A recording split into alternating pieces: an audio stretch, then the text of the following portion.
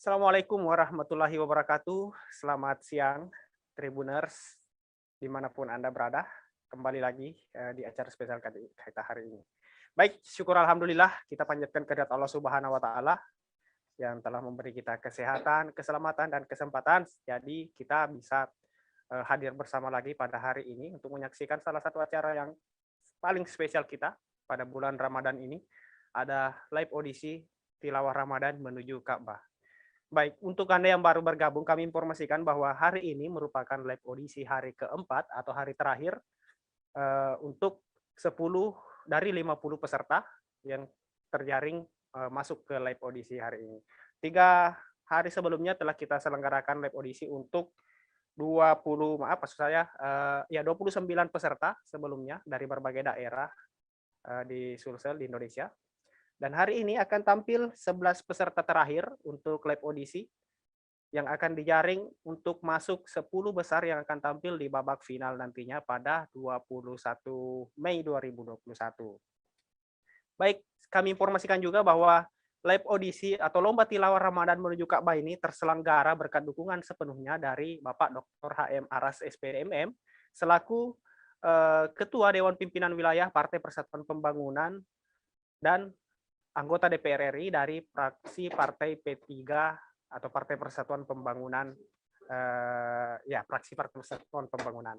Baik, seperti biasa, live audisi akan menghadirkan juga 2 dewan hakim kita yang akan menilai para peserta kita yang tampil hari ini. Seperti biasa, yang pertama kita sapa dulu ada dewan hakim kita, Dr. Nur Amal. Assalamualaikum Ustadz. Selamat siang. Apa kabar hari ini, Ustadz?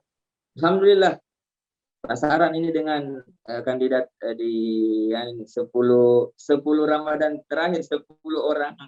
Oh, baik, sama Ustadz, kita juga penasaran jika 3 hari kemarin begitu banyak peserta-peserta kita yang tampil luar biasa, yang suaranya sangat merdu, membuat kita merinding, dan kami yakin hari ini pasti akan ada yang tidak kalah bagusnya juga. Ya, baik, Dewan Hakim kita yang kedua ada Ustadz A.S. Kambi. Assalamualaikum Ustadz.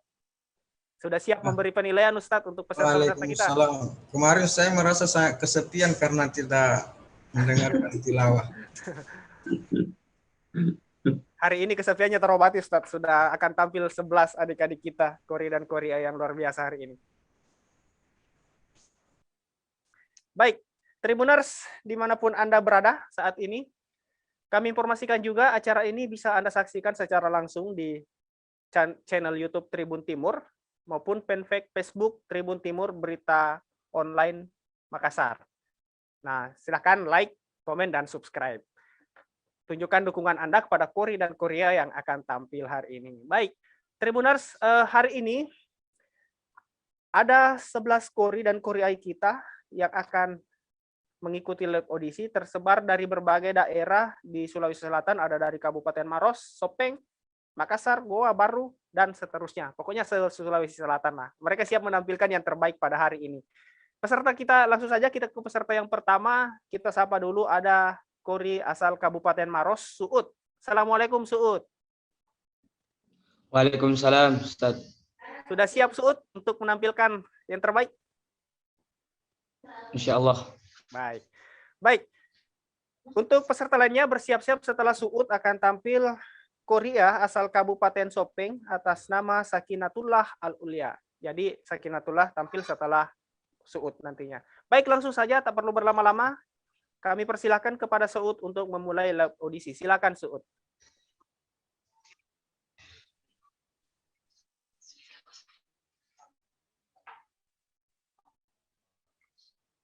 A'udzu billahi minasy syaithanir rajim.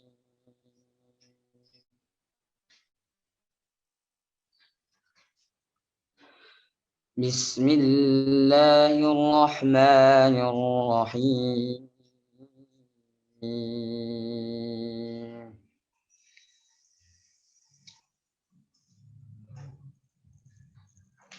يا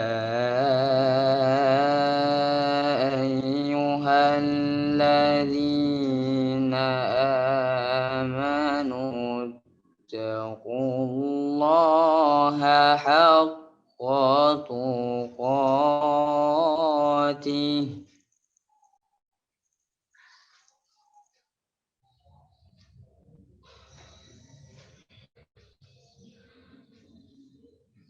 اتقوا الله حق تقاته ولا تموتن إلا وأنتم مسلمون.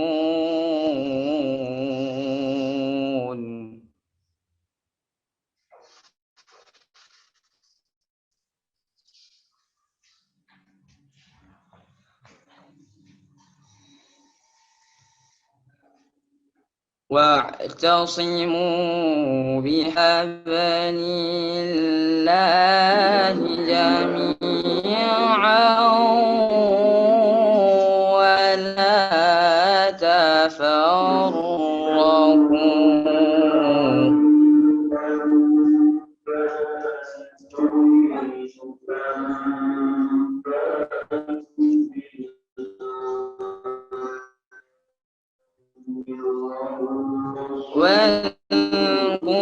واذكروا نعمة الله عليكم إذ كنتم أعداء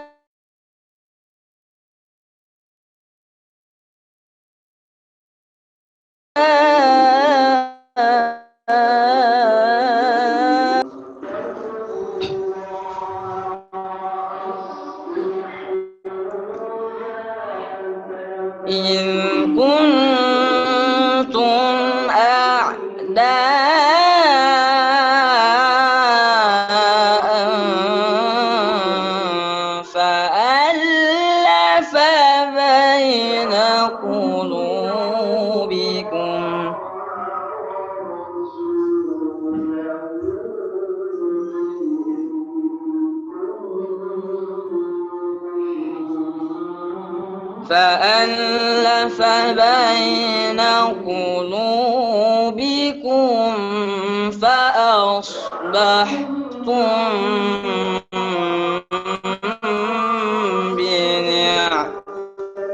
بنعمته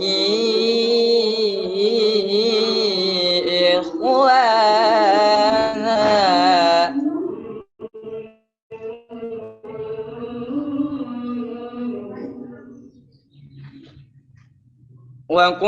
وكنتم على شفا حفرة من النار فأنقذكم منها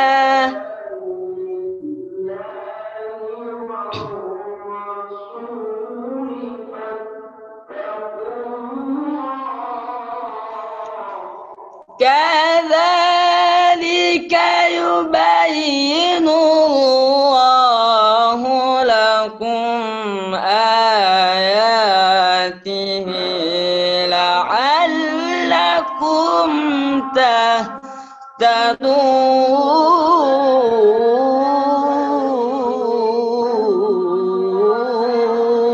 تهتدون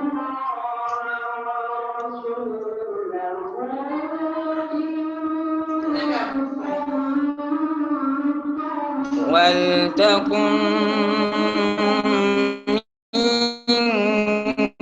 منكم أمة يدعون إلى الخير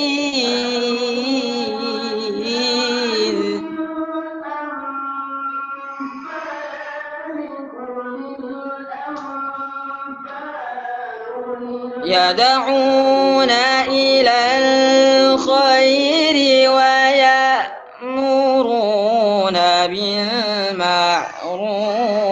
وينهون عن المنكر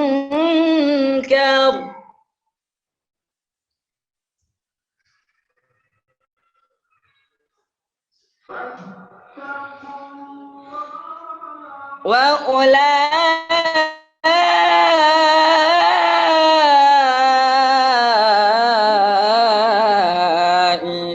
هم المفلحون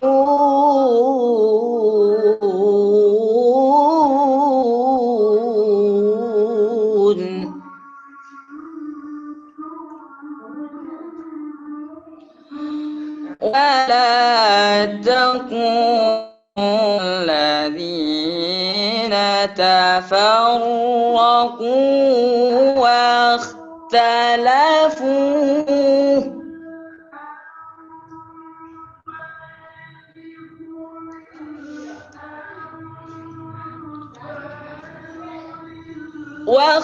واختلفوا من بعد ما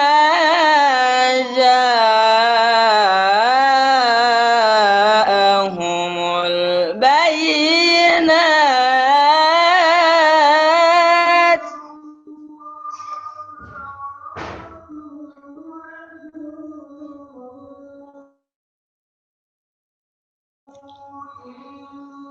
وأولئك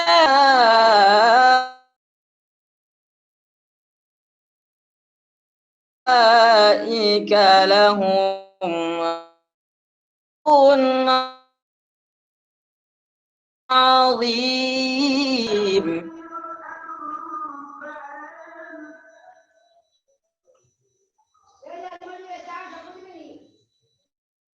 وأولئك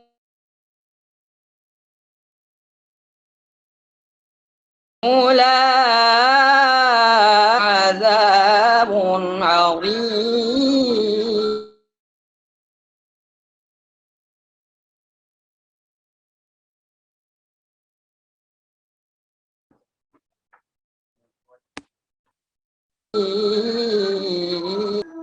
صدق الله.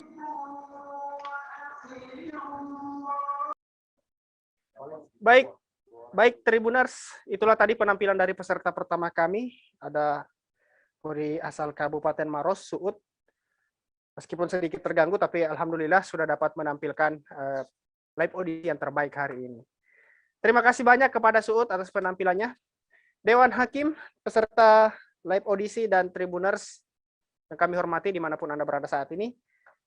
Kita akan melangkah ke peserta selanjutnya. Ada Korea asal Kabupaten Sopeng atas nama Sakinatullah Al-Ulia. Kita sapa dulu. Sakinatullah Al-Ulia, Assalamualaikum. Waalaikumsalam. Sudah siap untuk tampil, Sakinah? Insyaallah. Baik. Bersiap-siap, setelah Sakinatullah akan tampil peserta nomor urut 3 atas nama Raja Muhammad Surya asal Kota Makassar. Baik, kepada Sakinatullah Al-Ulia, waktu dan tempat kami persilakan. A'udzu billahi minasy syaithanir rajim.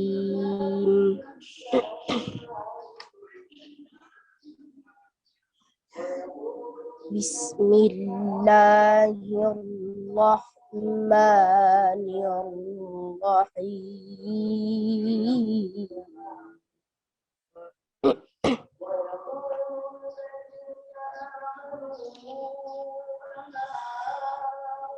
Ya ayyuhalladzina amanu kutiba alaikumus shiyam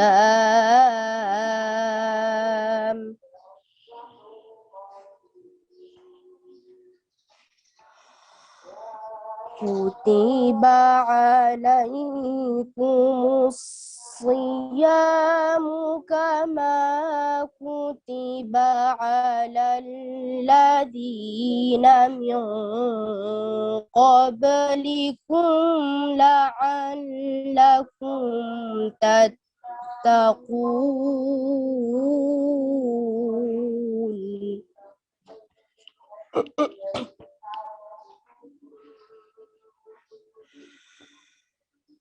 أياما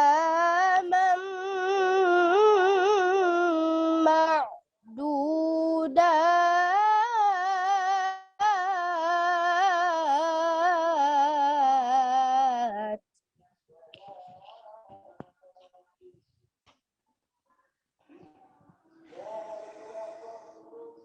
فمن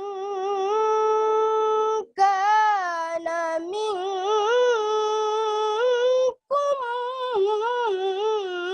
مريضا أو على سفر فعدة من أيام أخر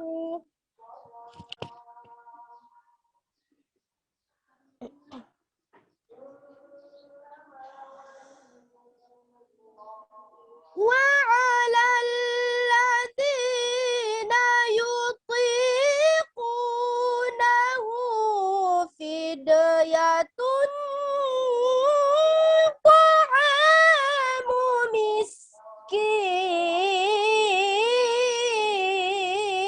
مسكين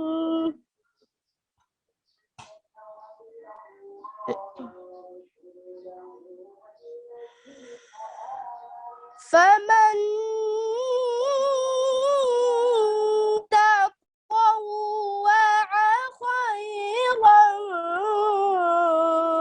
فهو خير له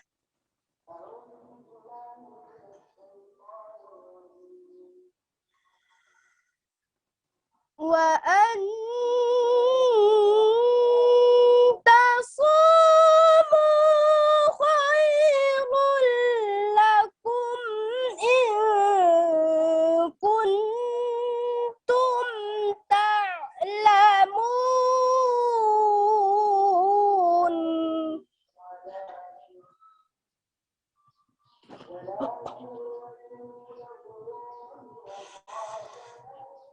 شهر رمضان الذي أنزل فيه القرآن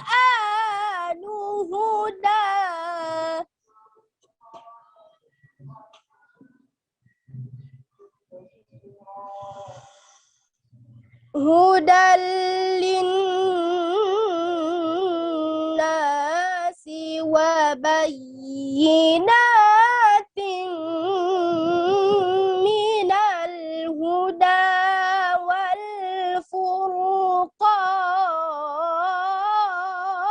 والفرقان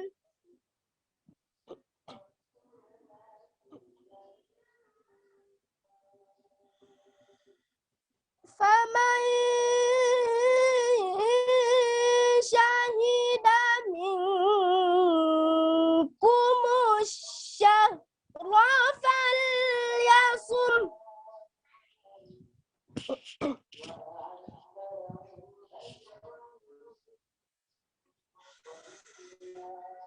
ومن كان مريضا أو على سفر فعدة من أيام أخر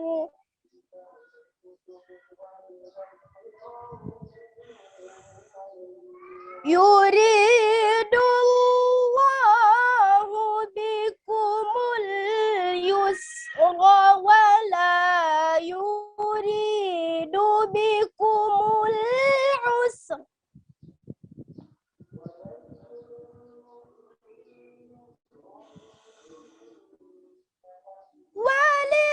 ولتكملوا العدة ولتكبروا الله على ما هداكم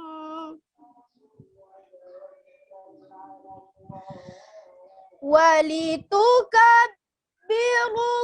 الله على ما هداكم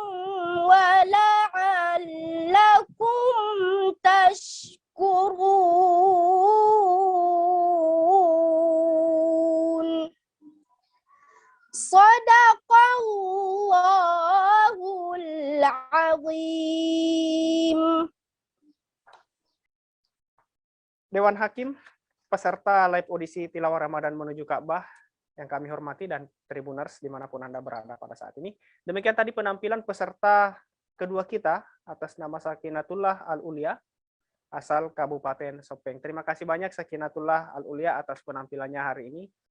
Baik, Tribuners, kita melangkah ke peserta nomor urut 3. Ada Kori asal Kabupaten, maksud kami ada Kori asal Kota Makassar atas nama Raja Muhammad Surya. Assalamualaikum Raja. Ya, waalaikumsalam. Baik, Raja juga sepertinya sudah siap untuk tampil hari ini. Bersiap-siap setelah Raja Muhammad Surya akan tampil peserta nomor urut 4 atas nama Siti Asma Hashim, Korea asal Kabupaten Goa. Baik, untuk mengefisienkan waktu, saya persilakan kepada Raja Muhammad Surya untuk memulai live audisi. Silahkan Raja.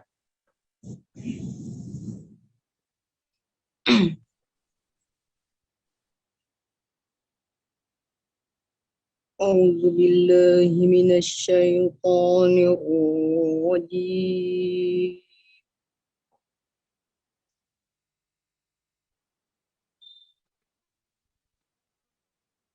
Bismillahirrahmanirrahim.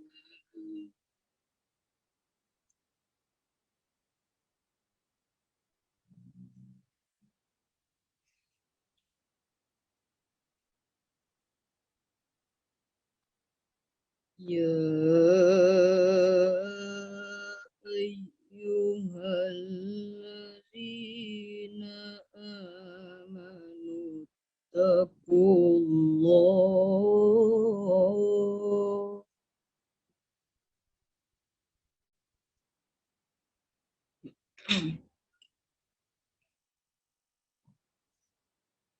ittaqullaha haqqa tuqatihi wa la tamutunna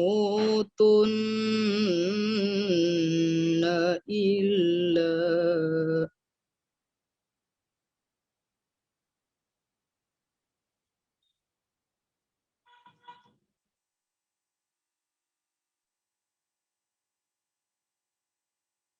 wala tamutunna illa wa antum muslimun.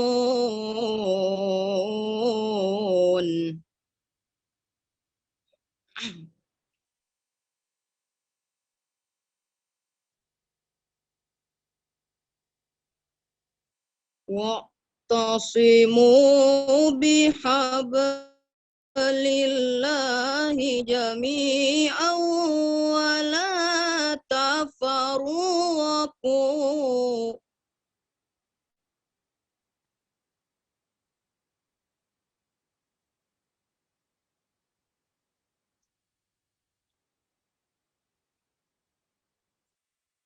Wazkuru ni'matallahi alaikum iz kuntum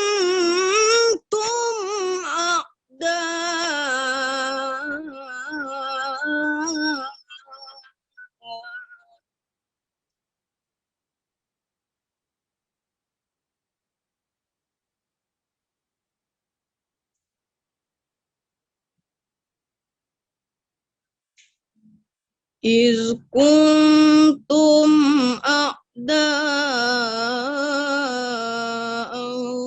fa'alafa baina qulubikum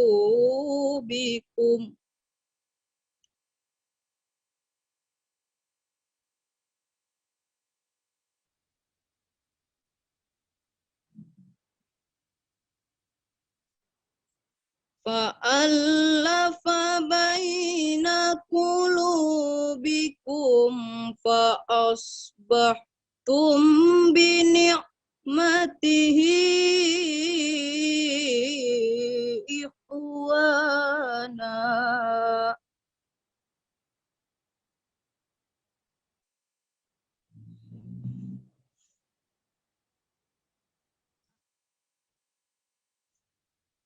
وكنتم على شفا حفرة من النار فأنقذكم منها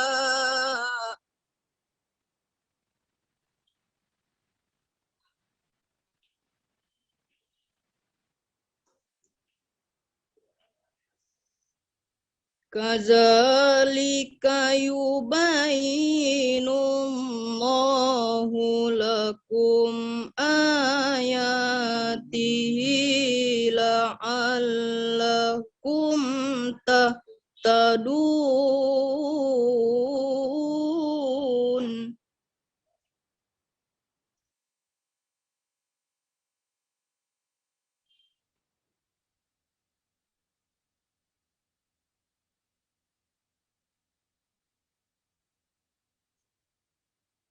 Wal takum minkum ummatun yad'una ilal khairi wa ya'muruna bil ma'rufi wa yanhauna 'anil munkar.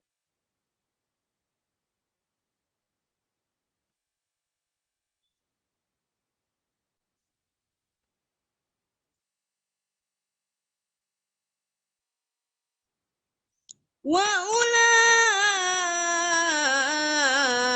ulaika humul muflihun.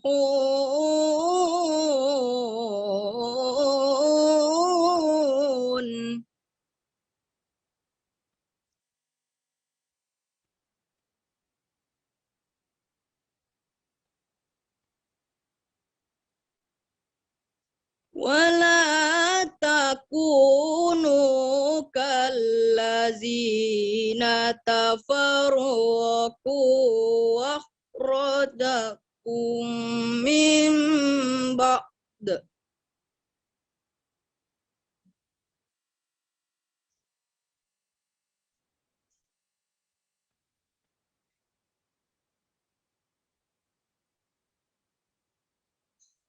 Min ba'di ma ja'ahumul bayyinat.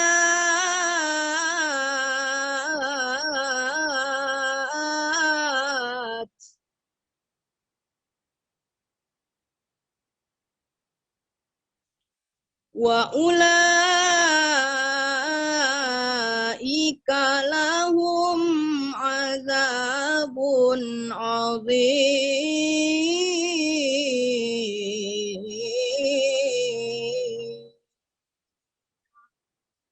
Sadaqallahul azim.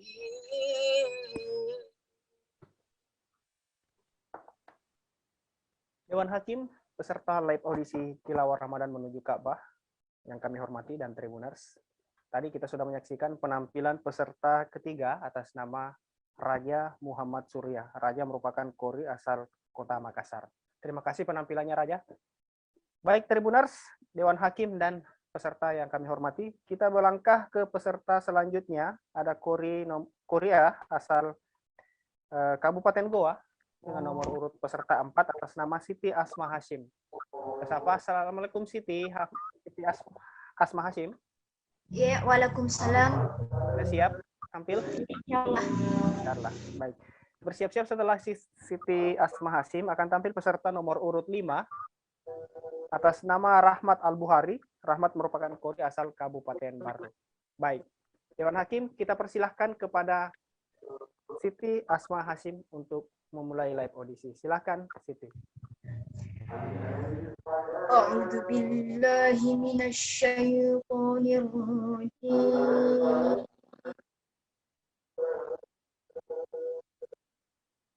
Bismillahirrahmanirrahim.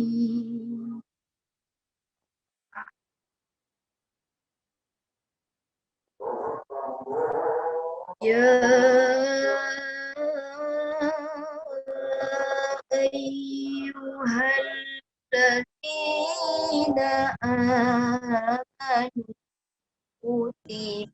عليكم الصيام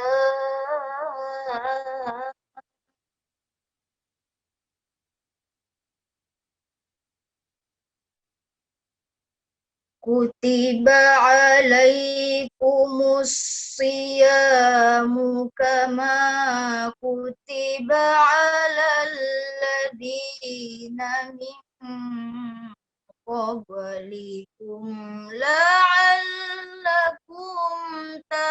تتقون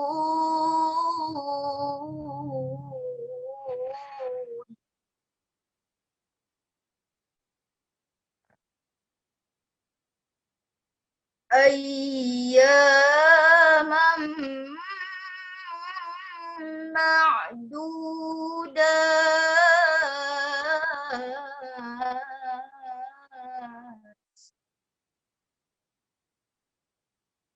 معدودات فمن كان منكم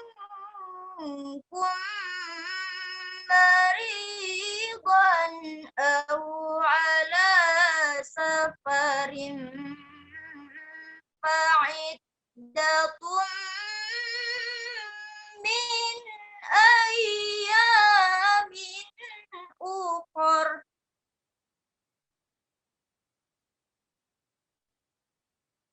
وعلى الذين يطيقونه فدية طعام مسكين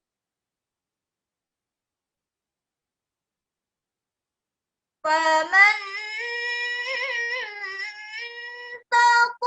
تطوع خيرا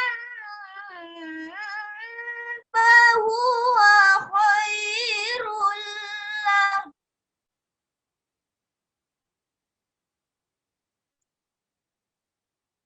وأن تصوموا خير لكم إن كنتم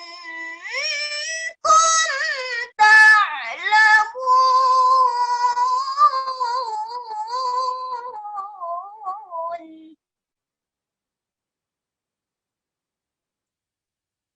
شهر رمضان الذي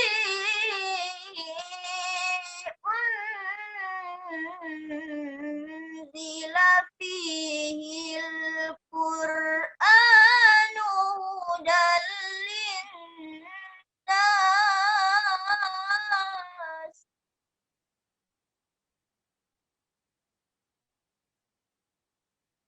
هدى للناس وبينات من الهدى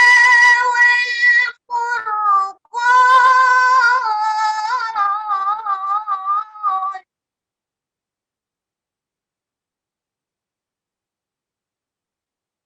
فمن شهد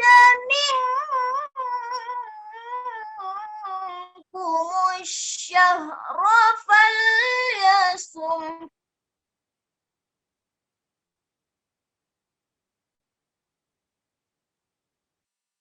ومن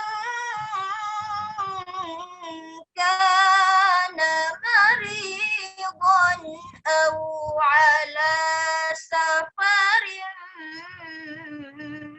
فعدة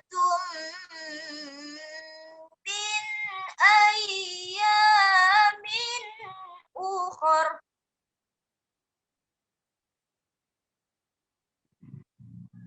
يريد الله بكم اليسر ولا يريد بكم العسر ولتكملوا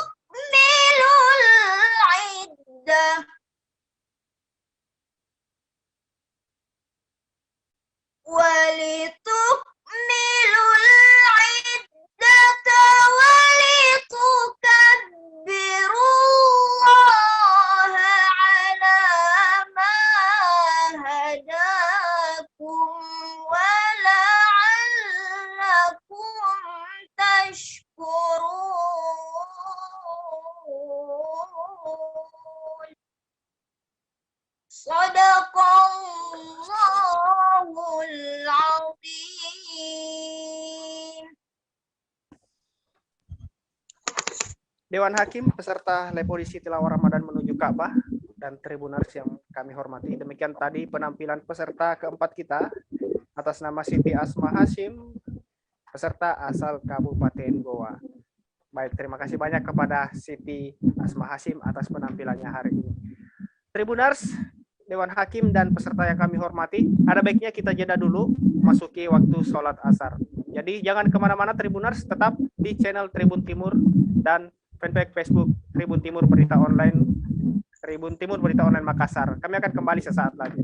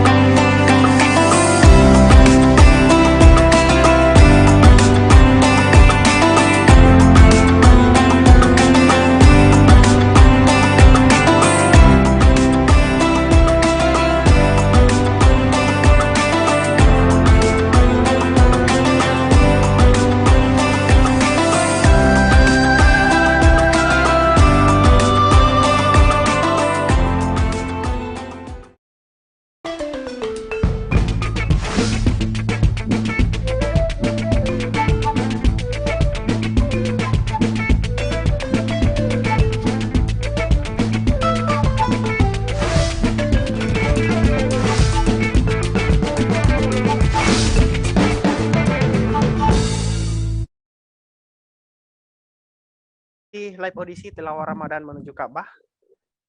Bagi Anda yang mungkin baru bergabung, hari ini merupakan audisi hari keempat atau hari terakhir rangkaian live audisi Lomba Tilawah Ramadan menuju Ka'bah. Tadi sudah tampil sebelumnya 4 peserta pertama untuk hari ini, dan selanjutnya akan tampil peserta dari Kabupaten Baru atas nama Rahmat Al-Bukhari. Baik, saya sampaikan juga kepada Tribuners yang baru bergabung, acara ini terselenggara berkat dukungan penuh dari Bapak Dr. HM Aras, SPDMM, selaku Ketua Dewan Pimpinan Wilayah Partai Persatuan Pembangunan atau P3 Sulawesi Selatan, dan juga anggota DPR RI dari fraksi Partai P3. Acara ini live audisi berlangsung 4 hari, dan ini merupakan hari terakhir. Total ada 50 peserta atau 50 kori dan korea dari berbagai daerah di Indonesia dari Sulsel, yang memperebutkan 10 tempat terbaik yang akan tampil di babak final pada 21 Mei 2021 nantinya. Nah, hadiah event ini atau acara ini, Lomba Tilawah Ramadan ini, memperebutkan total hadiah 50 juta dan piala bergilir dari Bapak Dr. HM Aras, SPDMM. Baik, Tribuners, langsung saja kita lanjut ke peserta selanjutnya, yakni ada kori asal Kabupaten Baru atas nama Rahmat Al-Bukhari. Kita sapa dulu. Assalamualaikum Rahmat Al-Bukhari. Waalaikumsalam, Kak. Baik, Rahmat juga tampaknya sudah sangat siap memberikan yang terbaik di depan Dewan Hakim, 2 Dewan Hakim kita. Bersiap-siap, setelah Rahmat akan tampil peserta nomor urut 6 atas nama Nurbaizura Rauf asal Kabupaten Bone. Baik, kepada Rahmat Al-Bukhari, waktu dan tempat kami persilakan dengan hormat. A'udzu billahi minasyaitonir rajim.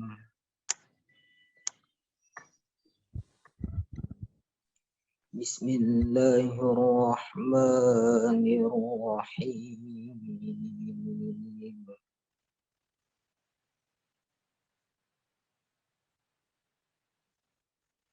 Ya ayyuhalladzina amanu taqullaha haqqa tuqatih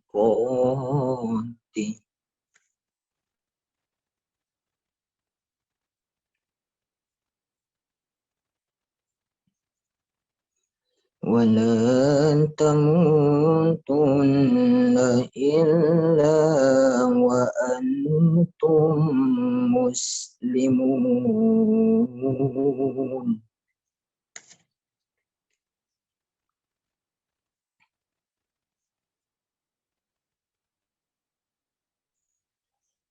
Wa'tasimu bihablillahi jami'an wa la tafarraqu.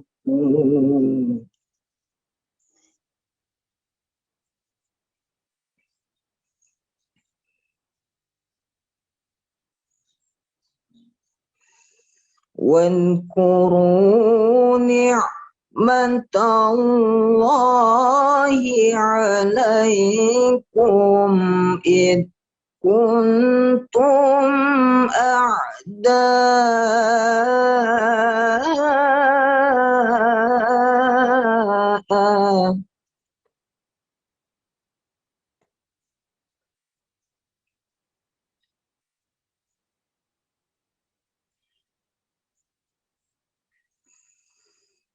فألف بين قلوبكم فأصبحتم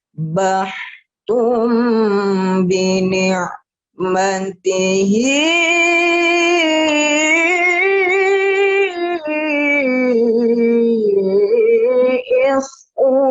إخوانا.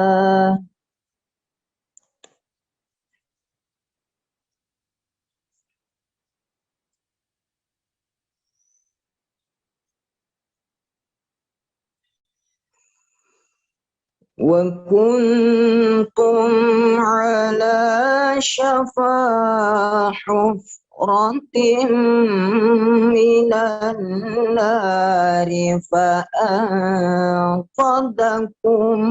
منها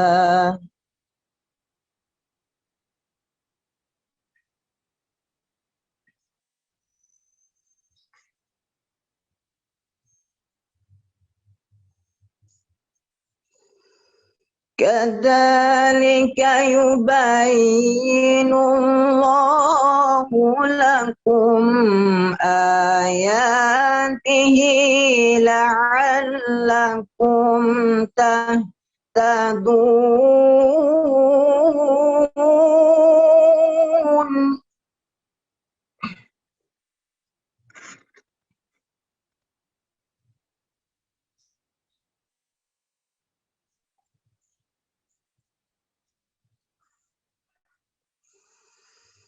وَلْتَكُن مِّنكُمْ أُمَّةٌ يَدْعُونَ إِلَى الْخَيْرِ وَيَأْمُرُونَ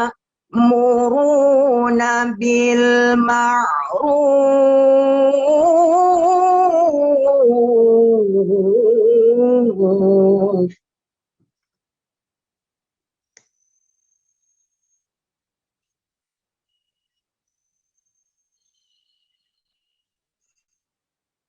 وينهون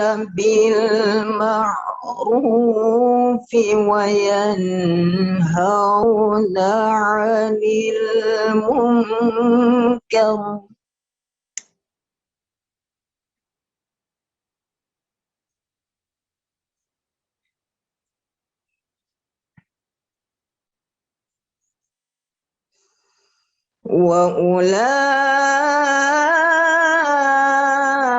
وأولئك هم المفلحون.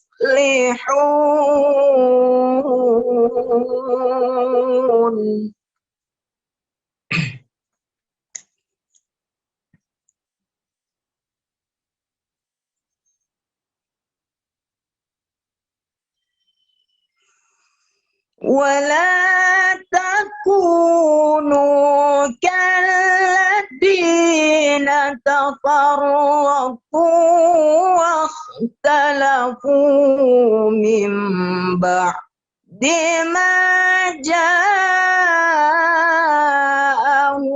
البينات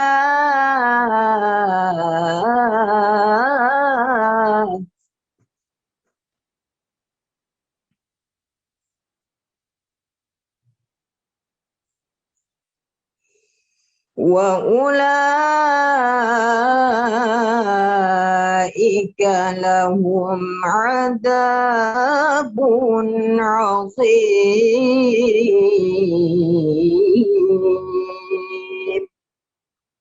صدق الله العظيم.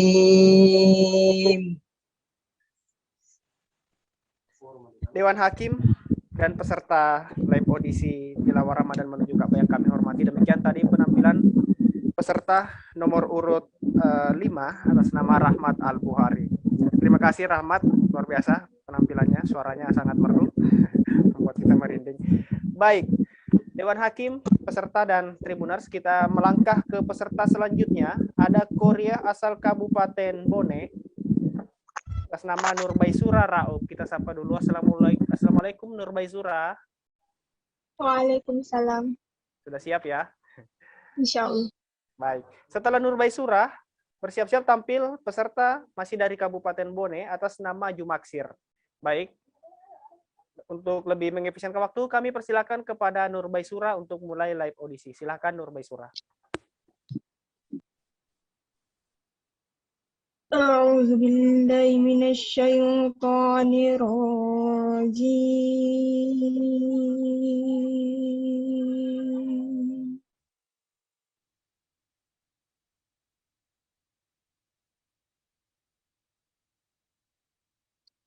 بسم الله الرحمن الرحيم.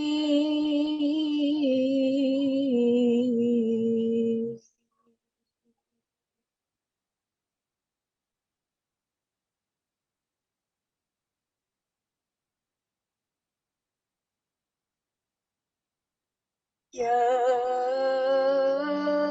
أيها الذين آمنوا كتب عليكم الصيام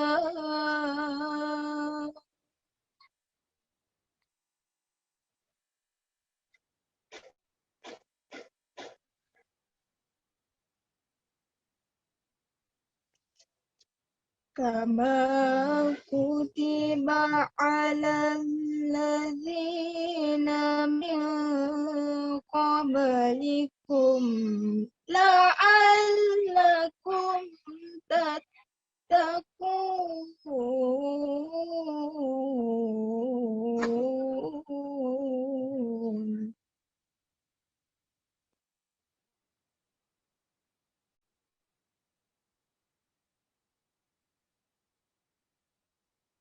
Ayyaman ma'dudat.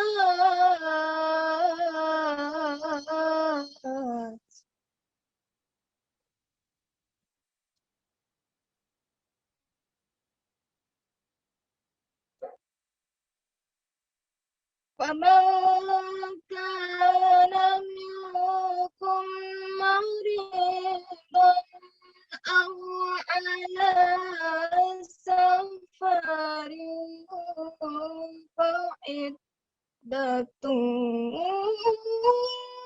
من أيام أخر.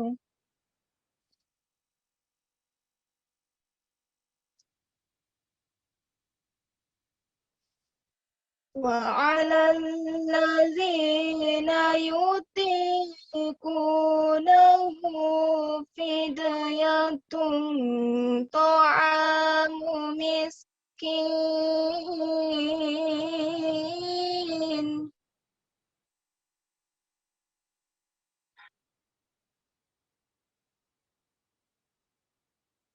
فمن تطوع خيرا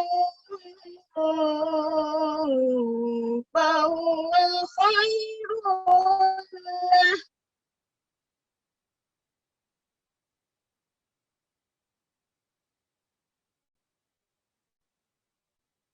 وأن تصوموا خير لكم إن كنتم تعلمون.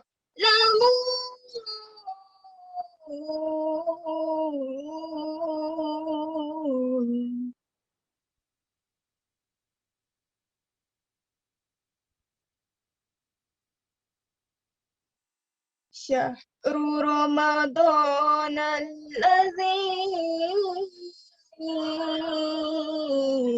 أنزل فيه القرآن هدى للناس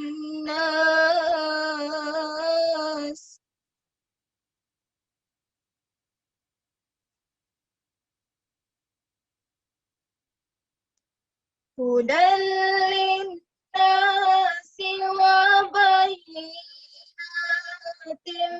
من الهدى والفرقان.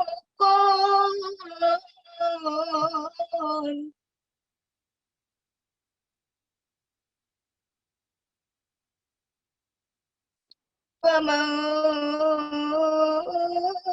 شهد منكم الشهر فليصم.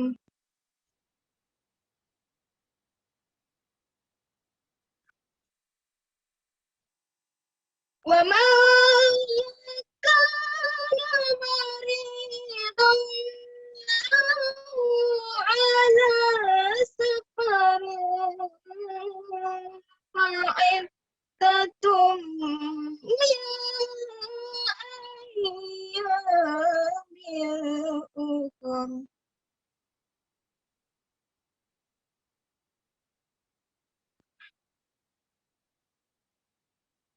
يريد الله بكم اليسر ولا يريد بكم العسر ولتكملوا العدة ولتكبروا الله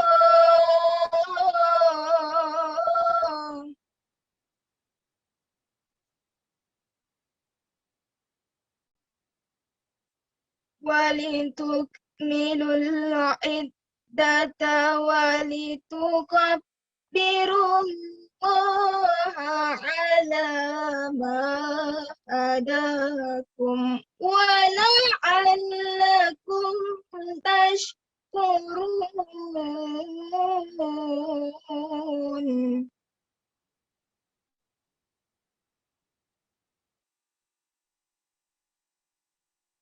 ولتكملوا العدة ولتكبروا الله على ما هداكم ولعلكم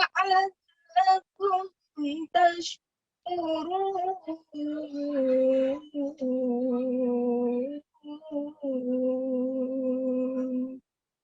Sadaqallahul azim.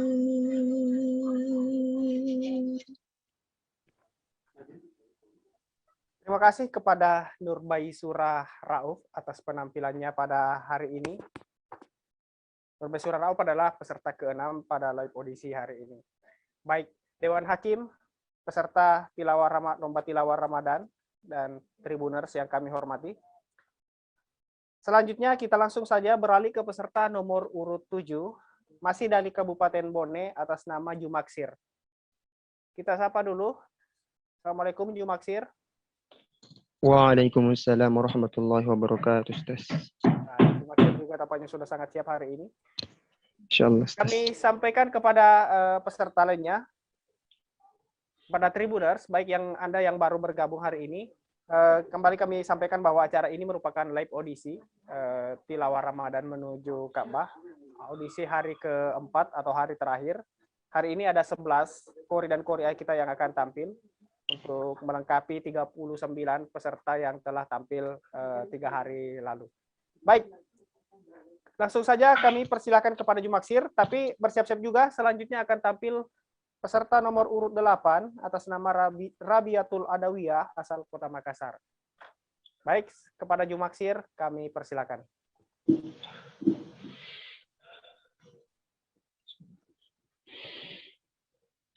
A'udzu billahi minasy syaithanir rajim.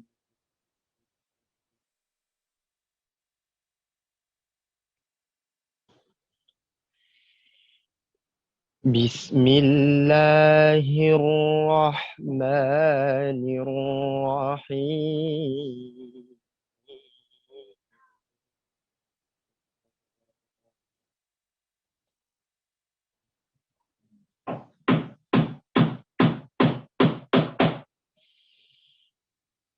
Ya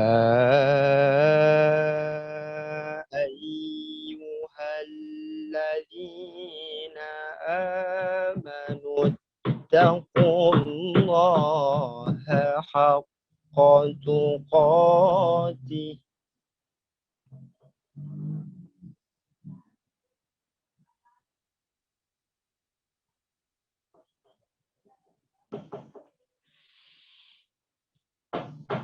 ittaqullaha haqqa tuqatih wa la tamutunna illa wa antum muslimun.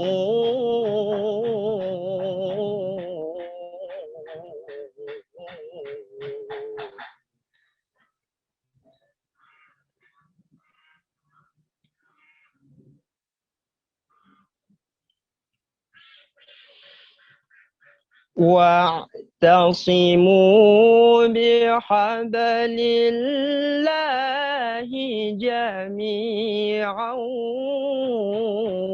wa la tafarraqu.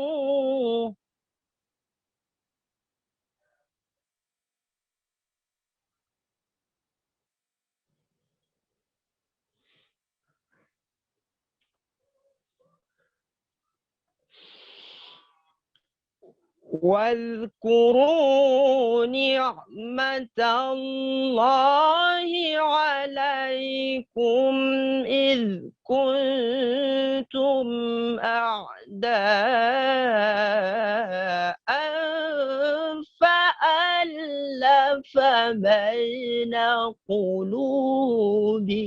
لكم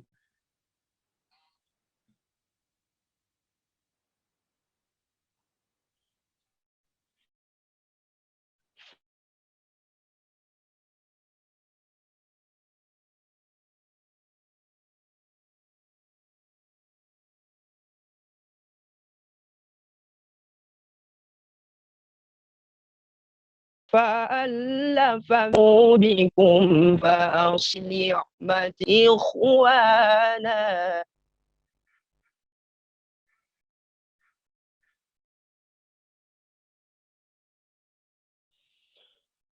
وكنتم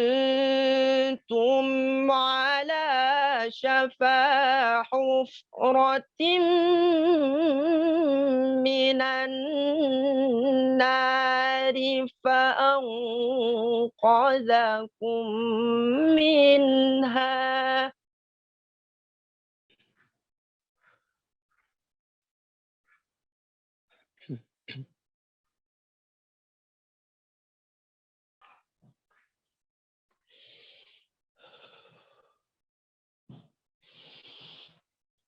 كذلك يبين الله لكم آيات لعلكم تهتدون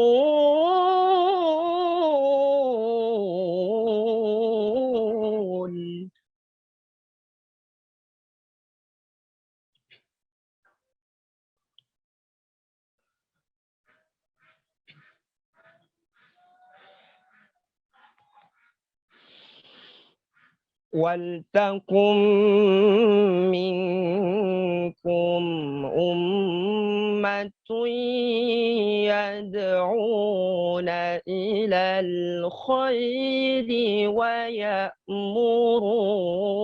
بالمعروف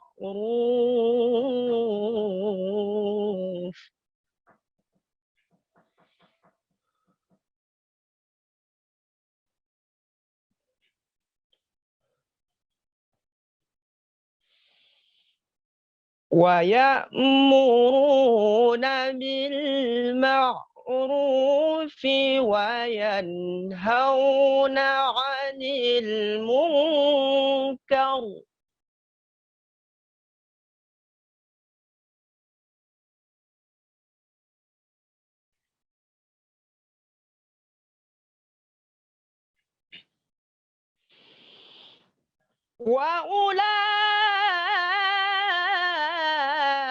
وأولئك هم المفلحون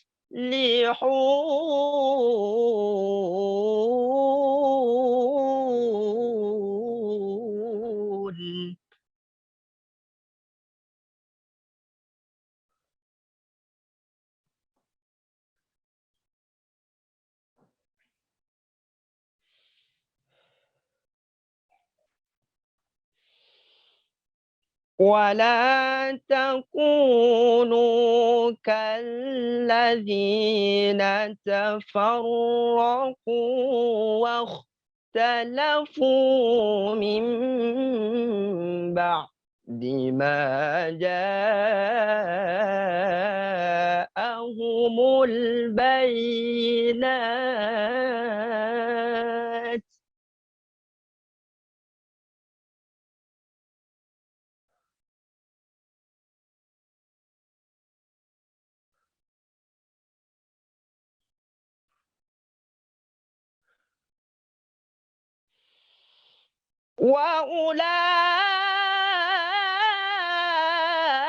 وأولئك لهم عذاب عظيم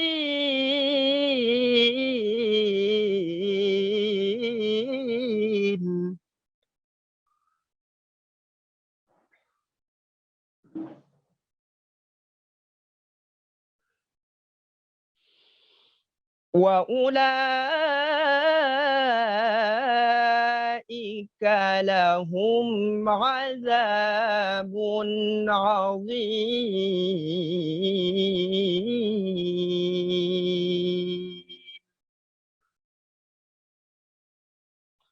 Sadaqallahul azim.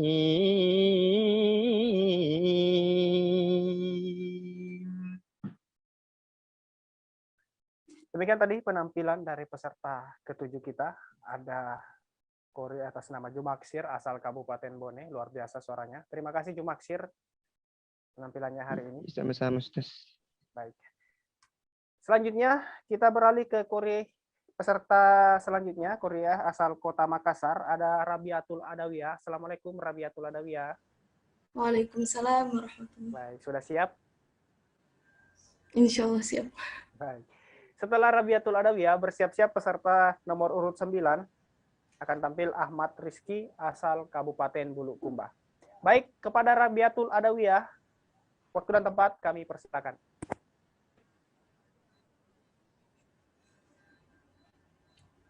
أعوذ بالله من الشيطان الرجيم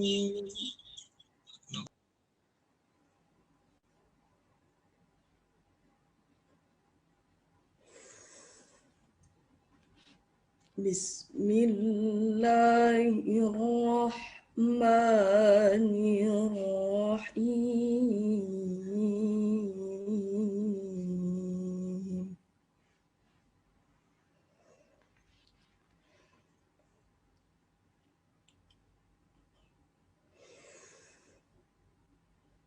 يا أيها الذين آمنوا كتب عليكم الصيام كما كتب على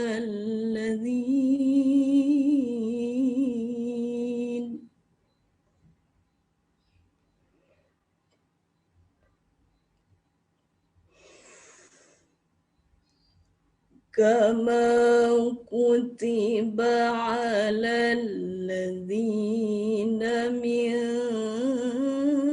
قبلكم لعلكم تتقون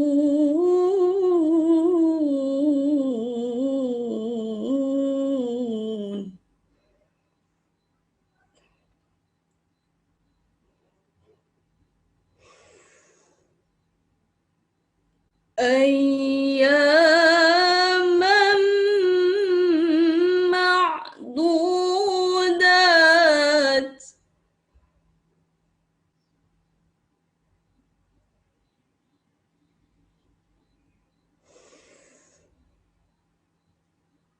فمن كان منكم مريضا أو على سفر فعدة من أيام أخر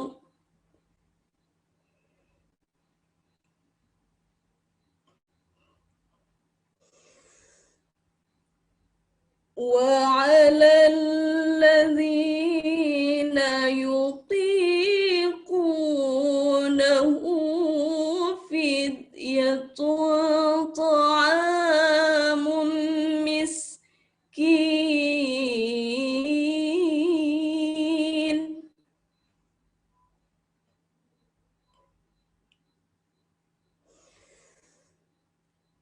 فمن تطوع خيرا فهو خير له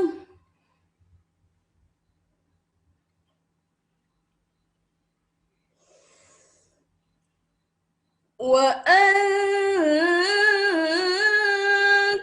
تصوموا خير لكم إن كنتم تعلمون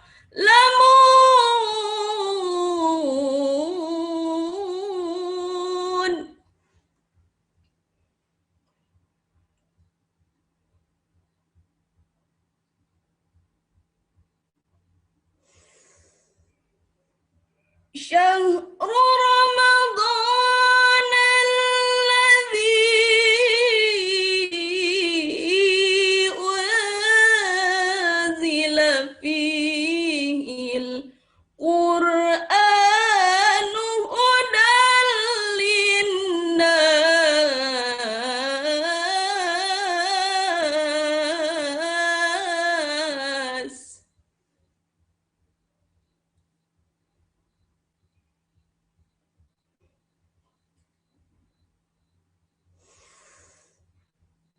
هدى للناس وبينات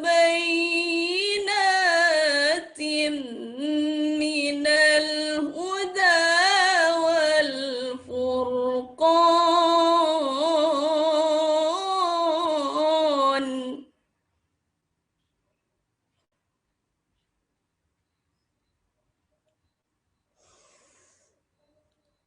فمن شهد منكم الشهر فليصم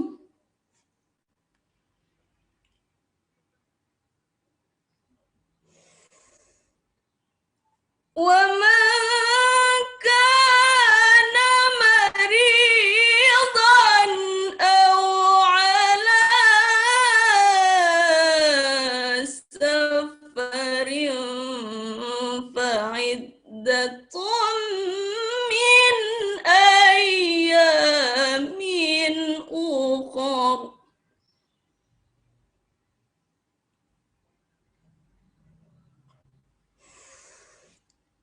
يريد الله بكم اليسر ولا يريد بكم العسر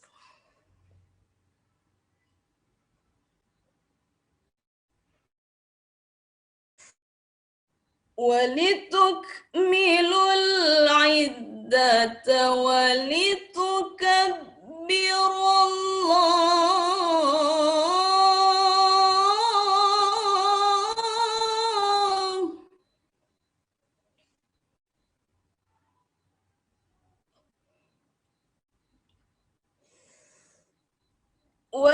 ولتكبروا الله على ما هداكم ولعلكم تشكرون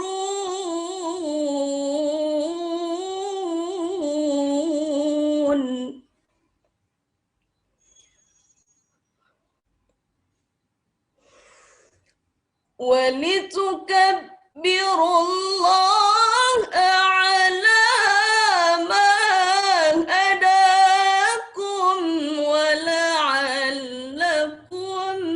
تشكرون صدق الله العظيم. Dewan Hakim, peserta live audisi, dan Tribuners yang kami hormati. Demikian tadi penampilan peserta nomor urut 9, maksud kami nomor urut 8 atas nama Rabiatul Adawiyah asal Kota Makassar. Terima kasih Rabiatul Adawiyah atas penampilannya. Selanjutnya kita beralih ke peserta nomor urut 9 atas nama Ahmad Rizky, Kori asal Kabupaten Bulukumba. Assalamualaikum Ahmad Rizky. Waalaikumsalam, Kak. Baik. Ahmad Rizky juga sudah siap tampil hari ini. Bersiap-siap setelah Ahmad Rizky akan tampil peserta nomor urut 10 atas nama Rizka Hamka, asal Kota Makassar. Baik, kepada Ahmad Rizky, waktu dan tempat kami persilakan.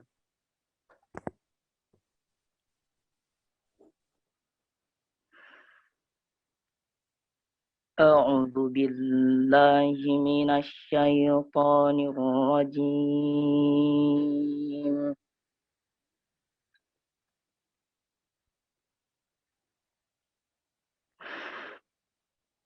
بسم الله الرحمن الرحيم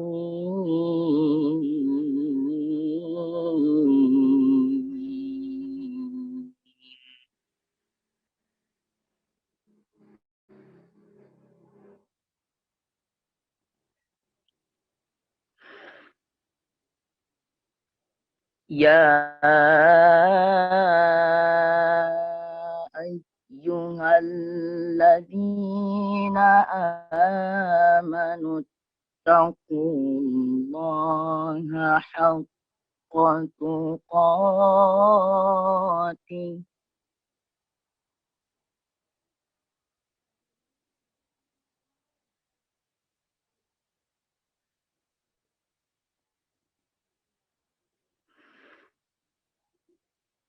ولا تموتن إلا وأنتم مسلمون.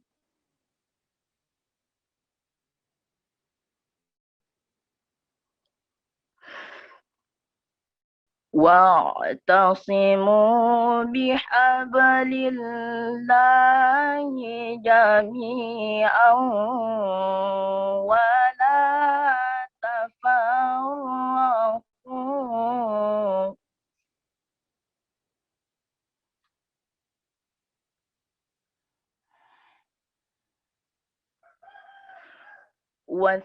واذكروا نعمة الله عليكم إذ كنتم أعداء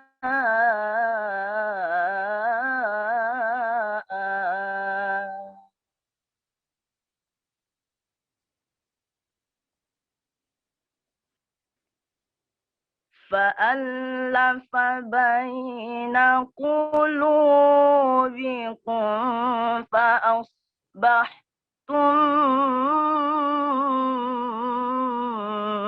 بنعمته إخوانا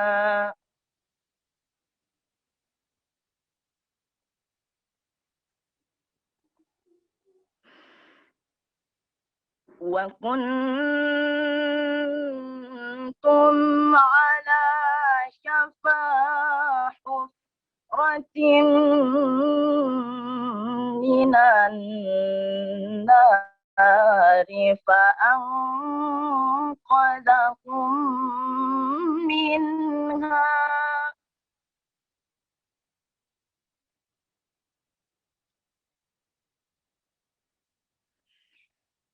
كذلك يبين الله لكم آياته لعلكم تهتدون.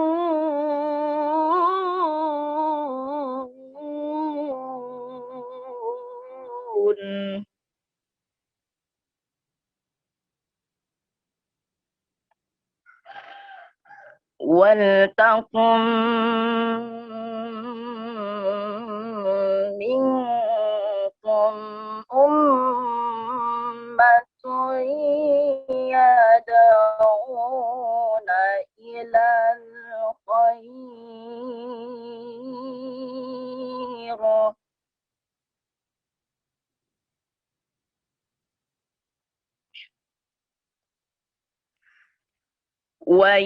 ويأمرون بالمعروف وينهون عن المنكر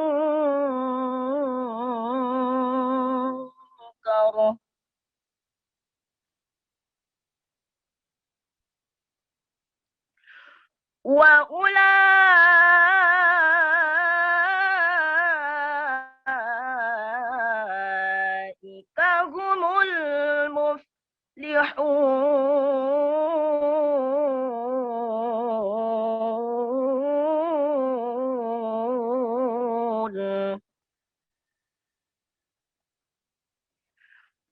ولا تكونوا كالذين تفرقوا واختلفوا من بعد ما جاءهم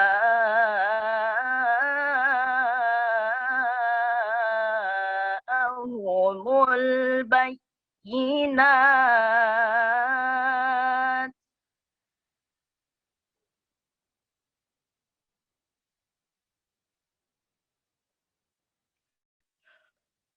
وأولئك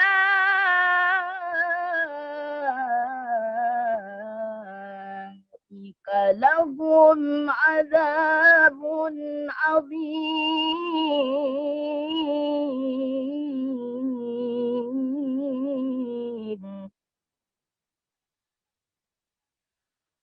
وأولئك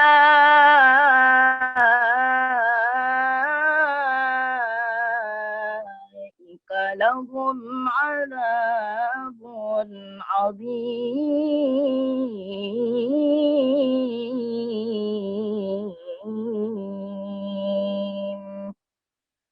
صدق الله العظيم.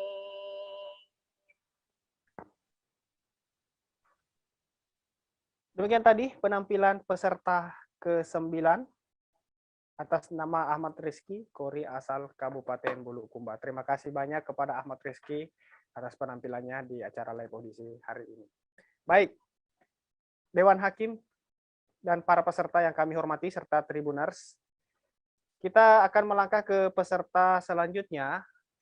Ada Korea asal Kota Makassar, nomor urut 10, Rizka Hamka. Kita sapa dulu. Assalamualaikum Rizka Hamka. Rizka Hamka. Waalaikumsalam, Kak. Baik. Setelah Rizka Hamka, bersiap-siap peserta terakhir kita pada live audisi, yaitu peserta nomor urut 11 atas nama Andi Minhajuddin asal Kabupaten Sidrap. Baik, kepada Rizka Hamka, kami persilakan untuk memulai live audisi. Silakan Rizka. أعوذ بالله من الشيطان الرجيم بسم الله الرحمن الرحيم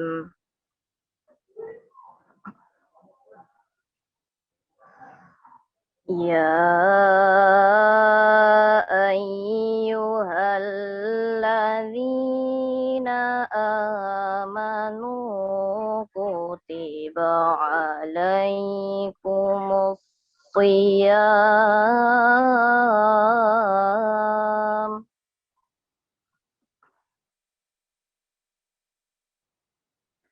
كتب عليكم الصيام كما كتب على الذين من قبلكم لعلكم تتقون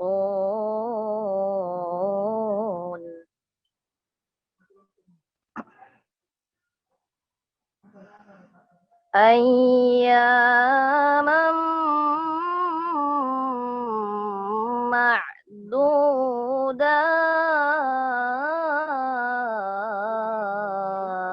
معدودات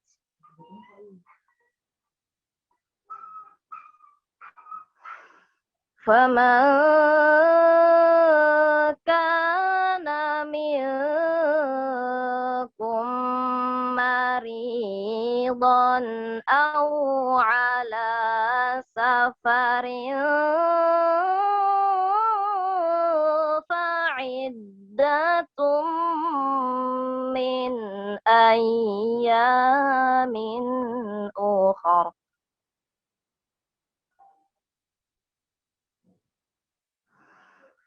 وعلى الذين يطيقونه فدية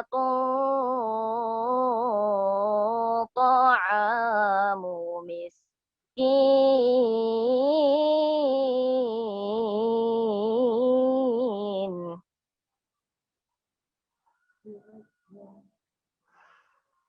فمن تطوع خيرا فهو خير له وأن تصوموا خير لكم إن كنتم تعلمون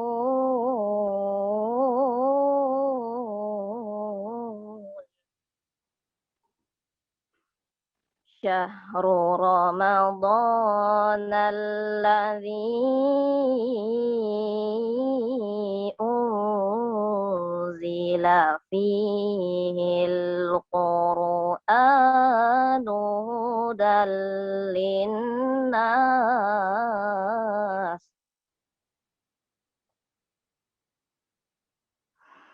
Hudan linnasi wa bayyinatin minal huda wal furqan.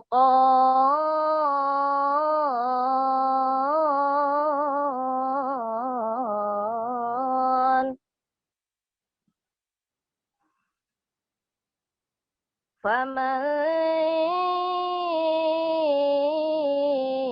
syahida minkumus syahra falyasum.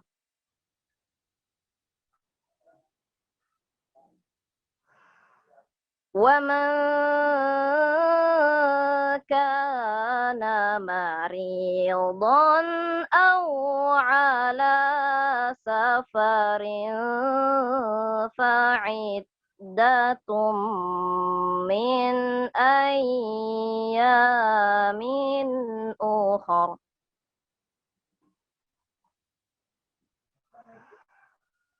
يريد الله بكم اليسر ولا يريد بكم العسر ولتكملوا العدة ولتكبروا الله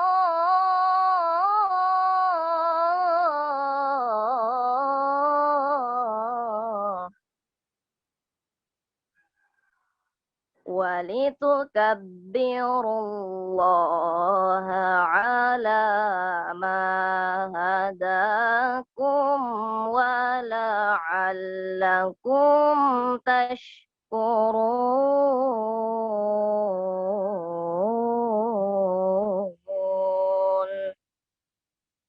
Sadaqallahul azim.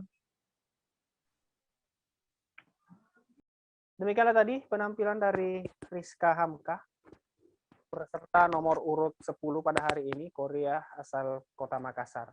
Baik Dewan Hakim dan para peserta lomba tilawah Ramadan yang kami hormati, langsung saja kita ke peserta terakhir kita pada hari ini, sekaligus peserta terakhir dari 50 peserta yang dinyatakan lolos live audisi. Ada peserta dari Kabupaten Sidrap atas nama Andi Minhajuddin Ahashim.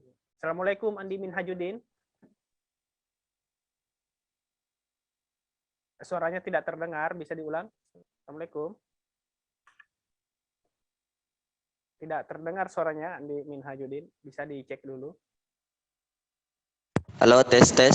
Baik, sudah terdengar. Baik. Tribuners, Dewan Hakim yang terhormat dan para peserta live audisi tilawah, kita sama-sama mendengar peserta terakhir kita pada hari ini, Andi Minhajuddin. Kepada Andi Minhajuddin kami persilakan dengan hormat.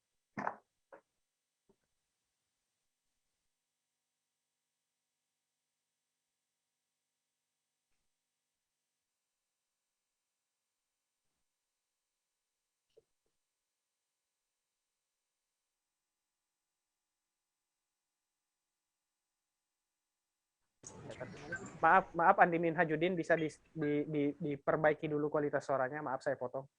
Tidak terdengar, mungkin perangkatnya ada yang bermasalah.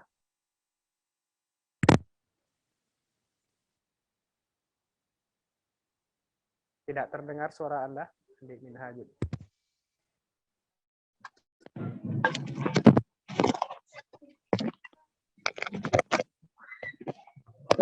Tes. Ya, baik, sudah bagus. Silakan. A'udzu billahi minasy syaithanir rajim.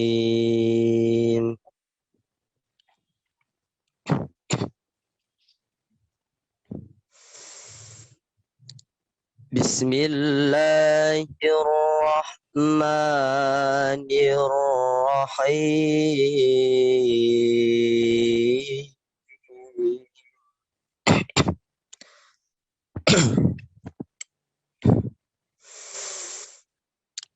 يا أيها الذين آمنوا اتقوا الله حق تقاته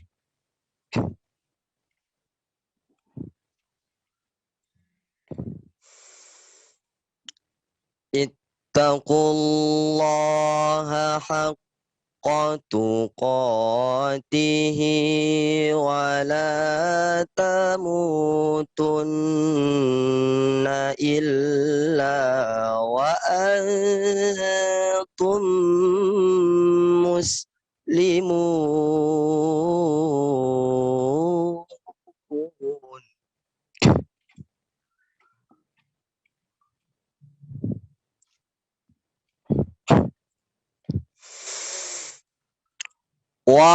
واعتصموا بحبل الله جميعا ولا تفرقوا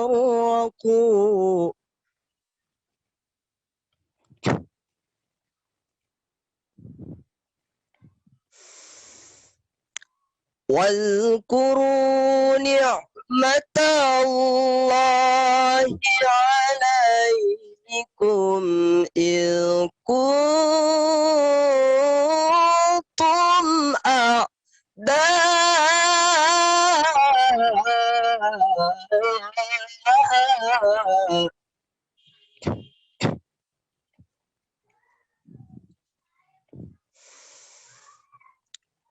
فألف بين قلوبكم فأصبحتم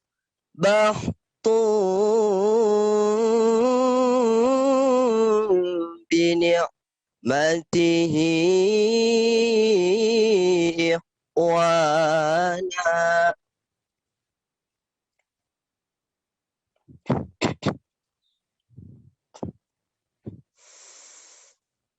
وكنتم على شفا حفرة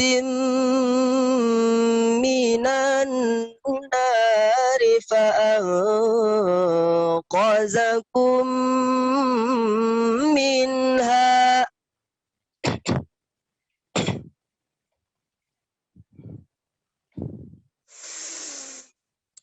كذلك يبين الله لكم آياته لعلكم تهتدون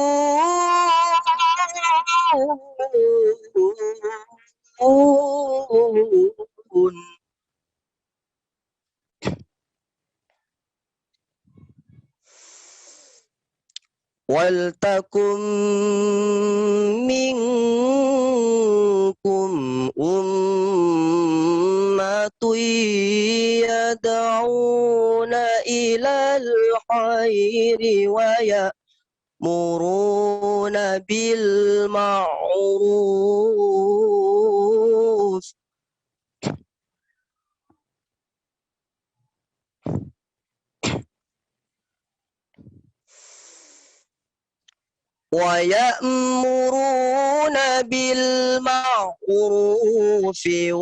وينهون عن المنكر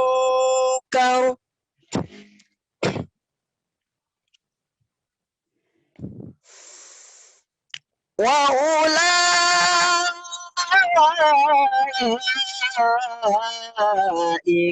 هم المفلحون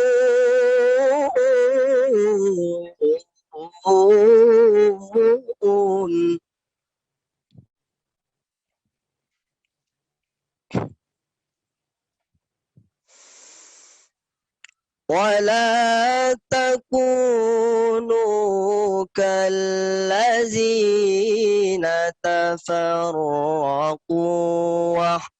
واختلفوا من بعد ما جاءهم البينات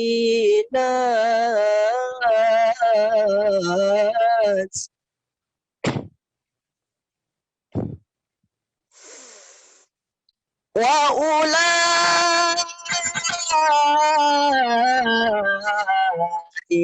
لهم عذاب عظيم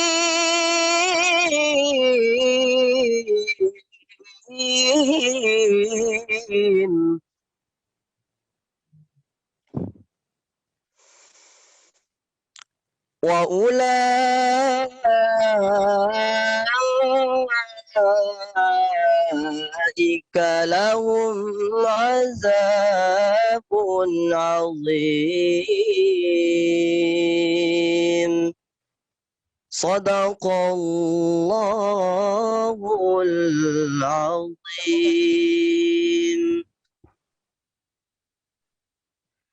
Baik, Tribuners, Dewan Hakim yang kami hormati, dan para peserta lab tilawah Ramadan menuju Ka'bah yang kami hormati pula.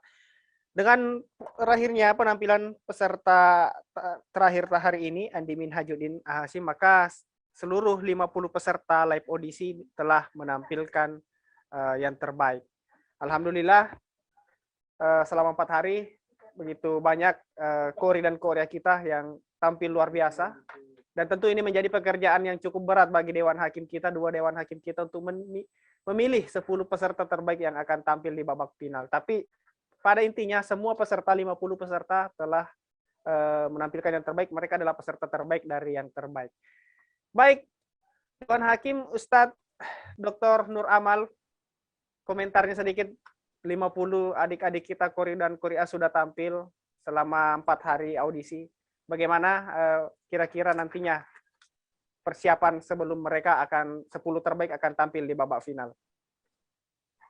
Alhamdulillah, hari ini ke-11 anak-anak kita juga tidak kalah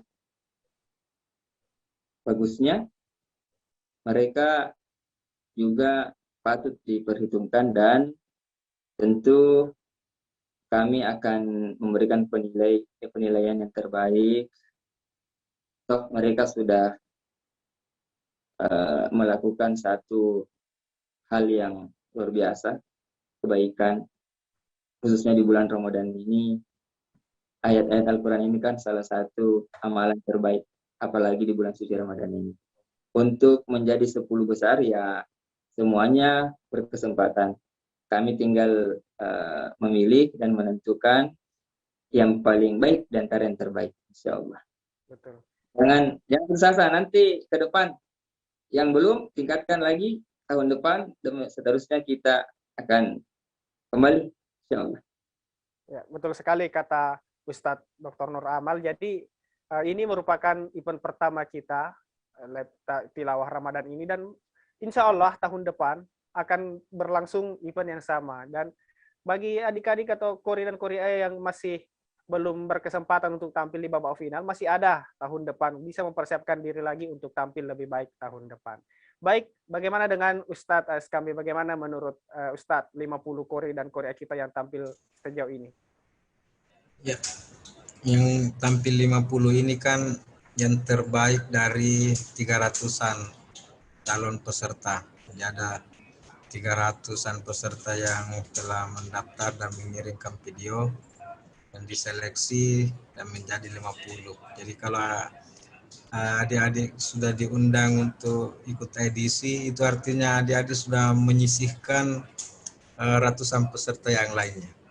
Kalaupun belum ditakdirkan untuk maju menjadi 10 besar, itu berarti mungkin saat tampil sedang ada gangguan apa, karena kalau kita dengar tadi ini sebenarnya secara teknis adik-adik sebenarnya sudah menguasai teknis-teknis lagu, cuma memang terkendala ada faktor suara. Apalagi ini kan kita sudah 28 hari puasa. Yang kita sedang berpuasa, tentunya suara kita sangat terpengaruh oleh situasi seperti itu. Dan saya kira itu menjadi kebijaksanaan tersendiri bagi Dewan Hakim untuk memberikan penilaian.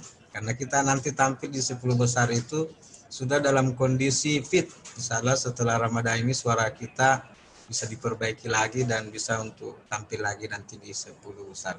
Mudah-mudahan nanti kalau sudah ada pemberitahuan untuk tampil di 10 besar, betul-betul dijaga suaranya, dijaga makanannya supaya suaranya bisa betul-betul maksimal. Ya, nanti. Baik. Ini pesan yang sangat penting bagi peserta, calon peserta yang akan tampil di babak final. Artinya 50 peserta kita saat ini sudah melaksanakan tugasnya yang pertama. Tinggal berdoa saja kepada adik-adik semua, semoga termasuk 1 dari 10 peserta yang diberi kesempatan untuk tampil di babak final. Tapi kembali lagi, bagi yang nantinya belum berkesempatan tampil di babak final, jangan kecewa karena adik-adik pada sejatinya adalah merupakan peserta terbaik dari ratusan peserta yang mendaftar mengikuti program ini. Baik, Dewan Hakim yang terhormat, peserta live audisi, serta Tribuners dimanapun Anda berada hari ini. Maka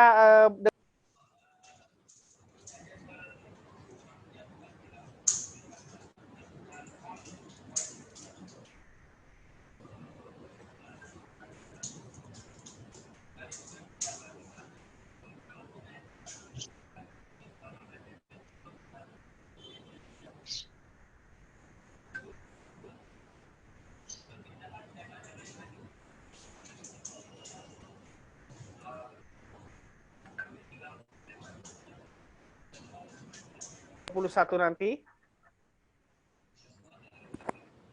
Maaf saya ulang, babak final akan dipertandingkan pada 21 Mei 2021 nanti. Jadi peserta akan dihubungi beberapa hari, menurut informasi dari panitia, akan dihubungi beberapa hari sebelum babak final. Jadi 10 peserta terbaik akan dihubungi langsung oleh panitia. Dan informasi terakhir kami dengar peserta yang akan tampil di babak final nanti akan diumumkan secara live juga di acaranya Tribun Timur. Jadi mohon tunggu informasi selanjutnya. Jadi nanti teman-teman peserta 50 peserta dapat menonton secara langsung, menunggu namanya disebutkan, berharap dan berdoa tentunya semoga namanya disebutkan salah satu dari 10 peserta nanti. Baik, terima kasih seluruh peserta Dewan Hakim yang terhormat yang sudah hadir hari ini. Demikian acara kita hari ini.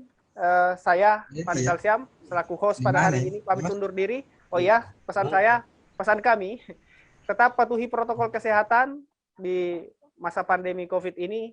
Jaga diri, jaga keluarga Anda, patuhi imbauan pemerintah, dan tentunya selamat menunaikan ibadah puasa bagi Anda yang melaksanakan. Sekali lagi saya Farisal Syam undur diri. Wallahul muwaffiq ila aqwamit thoriq. Assalamualaikum warahmatullahi wabarakatuh. Waalaikumsalam warahmatullahi wabarakatuh.